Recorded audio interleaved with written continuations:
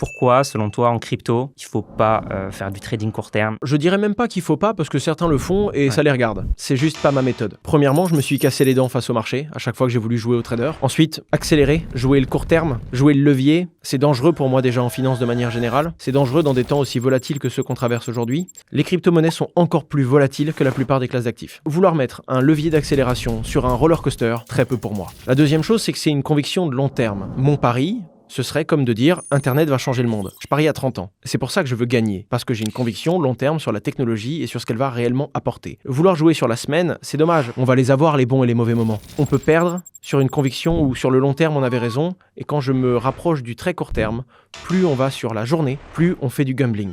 Je suis pas un gambler. Il y a des gens qui le font très bien, hein. Et puis pour le coup, je pense qu'il y a aussi de très bons gamblers, mais c'est pas moi, c'est pas notre méthode.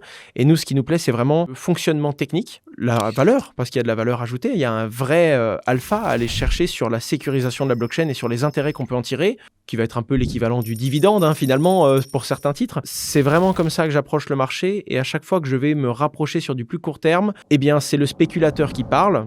Et le spéculateur a des rendements qui sont beaucoup moins, selon moi, certains que celui qui a une vraie conviction long terme, basée sur une tendance de fond et sur des vrais besoins satisfaits par la technologie.